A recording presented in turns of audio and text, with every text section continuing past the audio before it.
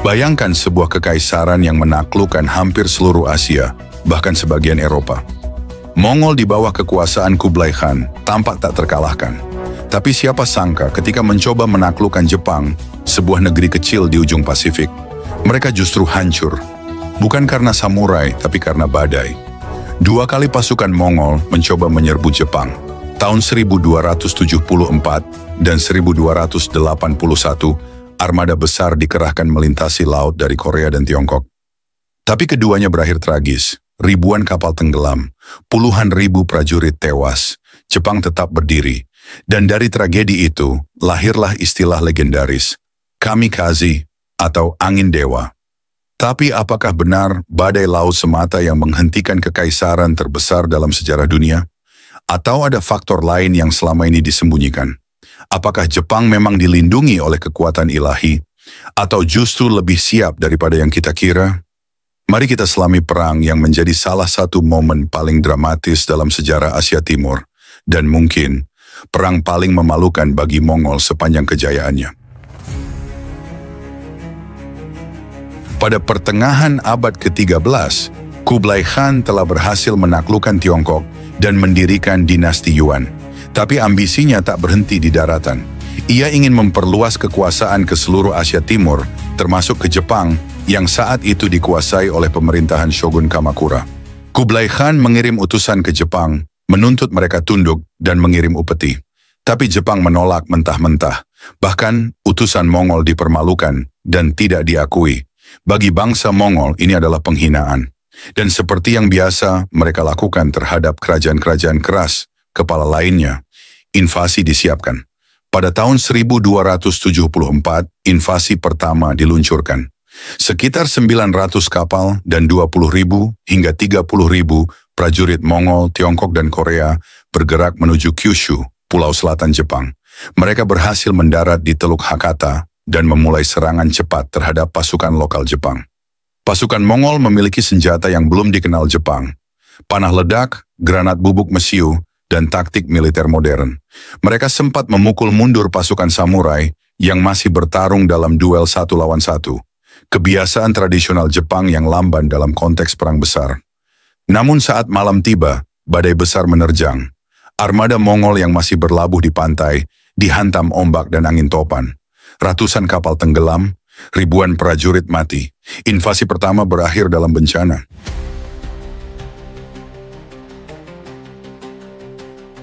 Tidak terima dengan kekalahan pertamanya, Kublai Khan segera mempersiapkan invasi kedua.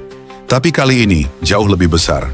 Ia memerintahkan pembangunan ribuan kapal dan mengerahkan lebih dari 140.000 prajurit dari Tiongkok, Korea, dan wilayah Mongol lainnya. Ini akan menjadi armada terbesar dalam sejarah dunia hingga abad ke-20.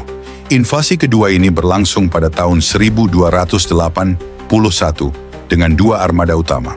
Satu dari Korea, sekitar 40.000 tentara, dan satu lagi dari Tiongkok, sekitar 100.000. Kedua armada direncanakan untuk bergabung dan menyerang Jepang secara bersamaan. Namun Jepang sudah belajar dari pengalaman sebelumnya. Mereka membangun tembok pertahanan sepanjang pantai Teluk Hakata, memperkuat benteng, dan mempersiapkan pasukan samurai yang siap bertempur dengan gaya baru, kolektif, cepat, dan bergerak dalam unit. Pasukan Jepang melakukan serangan malam ke kapal-kapal Mongol yang berlabuh, membakar perahu, dan menyabotase logistik musuh. Pertempuran berlangsung selama berminggu-minggu, dan kedua belah pihak mengalami kerugian besar. Tapi saat semuanya tampak seimbang, badai kedua datang. Kali ini lebih besar dan lebih menghancurkan. Diperkirakan lebih dari setengah armada Mongol tenggelam. Pasukan yang selamat dibantai atau ditawan.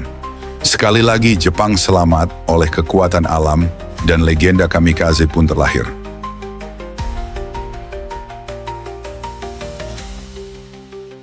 Istilah kamikaze yang berarti angin dewa muncul setelah invasi ini.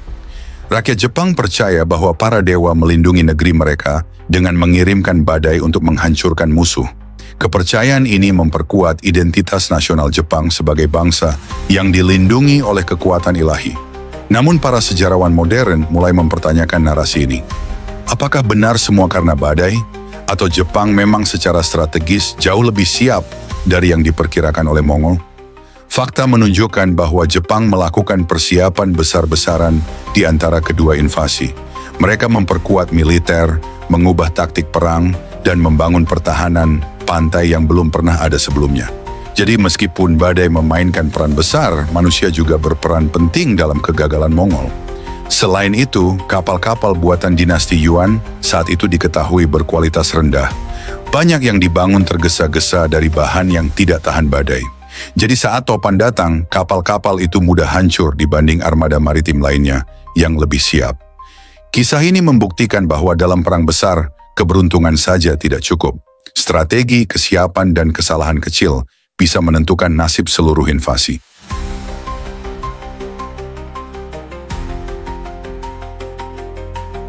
Kekalahan dalam invasi ke Jepang adalah tamparan keras bagi Kublai Khan. Untuk pertama kalinya, Kekaisaran Mongol yang tampaknya tak terkalahkan, mengalami kekalahan besar, dan itu terjadi bukan di padang gurun atau pegunungan, tapi di laut. Ekspedisi ini menelan biaya besar. Ribuan kapal dibangun, puluhan ribu prajurit tewas, dan logistik kekaisaran terganggu. Ini memicu ketidakpuasan di kalangan elit dinasti Yuan dan memperburuk stabilitas ekonomi kekaisaran.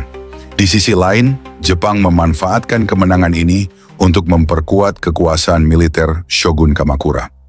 Rakyat semakin percaya pada kekuatan samurai dan restu para dewa. Tapi ada konsekuensi jangka panjang. Jepang menjadi semakin tertutup terhadap dunia luar dan mencurigai bangsa asing. Bagi dunia, ini adalah awal dari batas kekuasaan Mongol. Setelah itu, mereka tak lagi berhasil menaklukkan wilayah-wilayah besar di luar daratan Asia. Gagalnya invasi ke Jepang dianggap sebagai awal kemunduran ekspansi Mongol. Dan secara simbolik, Jepang menjadi negara pertama yang membuktikan bahwa Mongol bisa dikalahkan, meski harus dengan bantuan badai dari langit.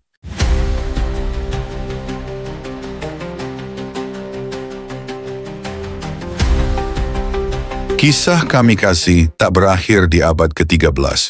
Berabad-abad kemudian, saat Jepang menghadapi ancaman invasi dari dunia barat, legenda ini kembali digunakan untuk membakar semangat rakyat. Puncaknya terjadi di Perang Dunia Kedua, ketika Jepang menggunakan istilah kamikaze untuk menyebut pilot bunuh diri yang menyerang kapal-kapal sekutu. Mereka percaya, seperti nenek moyang mereka bisa menjadi angin dewa yang menghancurkan musuh. Namun berbeda dengan abad ke-13, kali ini kamikaze tidak disertai badai dari langit.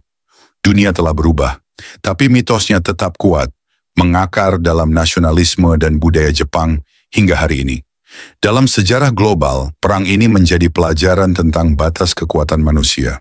Bahkan imperium sebesar Mongol pun bisa dikalahkan oleh kombinasi strategi musuh dan kekuatan alam. Dan mungkin kisah ini mengingatkan kita bahwa tidak semua pertempuran dimenangkan oleh kekuatan. Kadang, angin, ombak, dan waktu berpihak pada mereka yang bersabar dan bersiap.